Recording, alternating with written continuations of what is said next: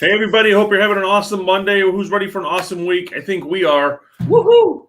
Woo! Todd Schroth here, Agents Who Win, and Coach Daniel Betancourt with our Coaching Monday Tips. What's going on, everybody? Today we're covering the exciting information, top 10 questions to ask a broker when interviewing them.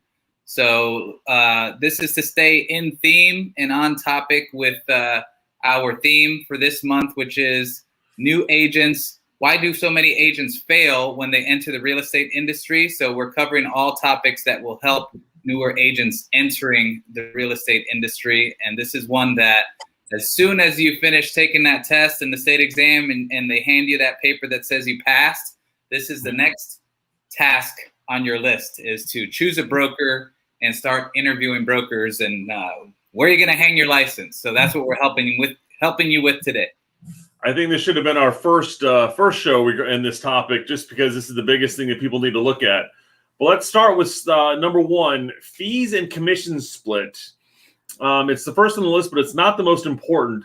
But we wanted to kind of dive into that. So everyone's always about, I don't want to give my broker all that money. I don't want to give my team that money. And they don't realize what that goes towards. And everyone's always about their bottom dollar. But let's talk about, the bottom dollar of the deal. Go ahead. Right. The brokerage, the brokerage has expenses. Obviously, they take on a lot of liability. They're providing resources, hopefully, and those things cost them money. They have insurances and rent to pay, and they're also should be giving their agents support. So it costs them money. They can't just give it all away, and that's why they became brokers. They also want to earn an income. So it's really important when you're joining a brokerage. Some brokerages have fees. Some have very high fees. Todd and I are familiar with that. And other ones have no fees, but they all have a commission split. So the commission split is basically when you close a transaction, what percentage of the gross commission will the agent get? What percentage of the gross commission goes to the broker?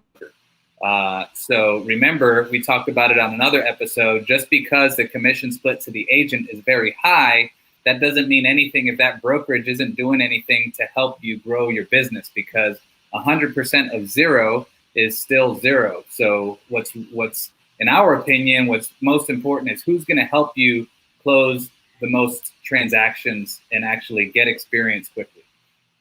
No, that's exactly it. Because every brokerage offers something different, and there's, if the 100% model was the best model, everyone would be there. So step number two is evaluating the brokerage culture. Culture is a big thing, and people, want to pay for culture, especially like even in our world of the cloud-based, there's still so much culture here locally for us and nationally that we get without the standard brick and mortar type brokerage, even though we have our offices. People want to be around culture and still have those coffee conversations. Right. So you want to be a part of a movement or a brokerage, a team that has similar goals as you, and similar types of people. You want to work with ethical people. So it's one thing to say, hey, I want to do big things. I want to close 100 transactions a year. And it's possible that everyone wants to do that. But how you get to that point could be very different. One person wants to do it very ethically and really cares about helping the customers as much as possible. Another one might be just, cutthroat, dog eat dog, no matter what it takes. So even though you have the same goal, the culture of how to reach that goal could be very different. So it's really important to, some teams and brokerages they say we're family oriented, right? Like everyone helps each other. They do activities outside of the workplace together. They're chatty and friendly with each other outside of work. And other ones are just, call centers. So you want to examine the culture, ask the brokerage about their culture. It's a big thing. Decide between a franchise or independent. We both came out of the franchise world. I've never been in an independent office. I almost went to an independent when I left the RE/MAX franchise. I decided to go to another big, box broker, or I don't want to call it big box brokerage, but another, model with a brand name behind it. That's where you can decide your culture as well. Do I want the culture of the franchise model or the independent culture?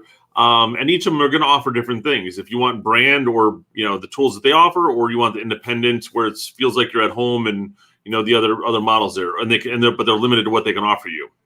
Right. So the independent shops, there are the different levels, obviously, of independent. EXP is considered independent, and we've got how many agents right now? Over 50,000 agents. Yeah. And then there are independent brokerages that some people might call a mom and pop shop, where it's just, a small office in a little downtown spot of a town, and they've got 7 or 8 agents in there. So there's big variations for independent.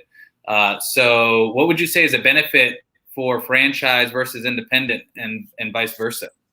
The idea for me in independent more comes down to the smaller mom and pop shops. I know we're considered independent because we are one broker per state. But I think with the franchise model or the larger brokerage models like that, you've got a lot more tools you can access, a lot more people to rely on, bigger referral sources that are out there, the conventions, the conferences, things along that line. Mm-hmm. If you're an independent, you're very limited to the tools that they offer, that they have, that they can scale with. As like with Remax, we had Bouge and a bunch of other stuff. With EXP, we've got KB Core, which you spend $500 a month on that, but they buy the bulk product $50 a month.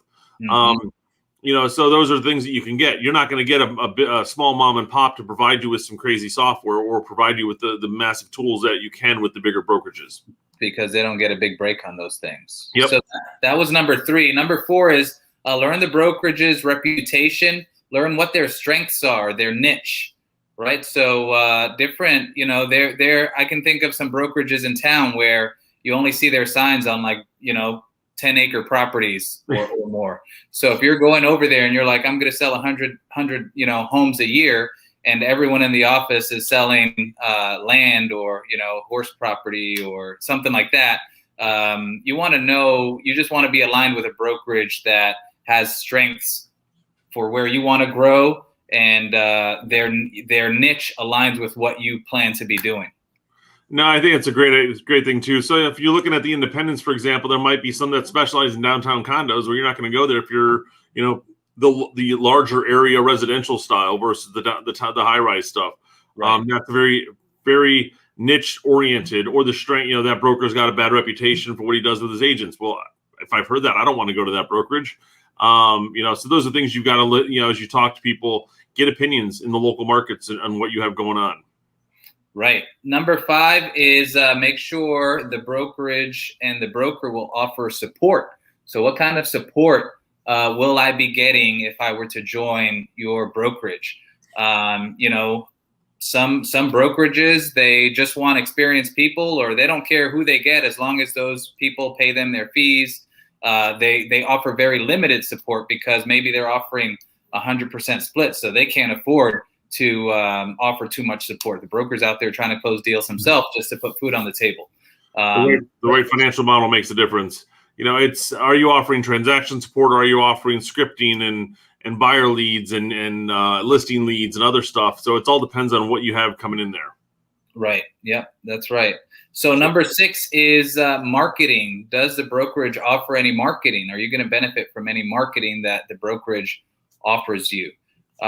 So some brokerages, some global companies, they spend millions of dollars in brand name recognition, which helps drive customers to their websites, and those websites can generate leads for the agents. And other brokerages do nothing, and they say it's all up on the agent to produce their own business and leads.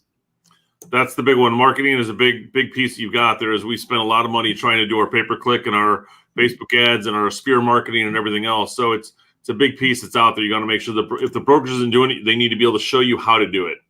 Right.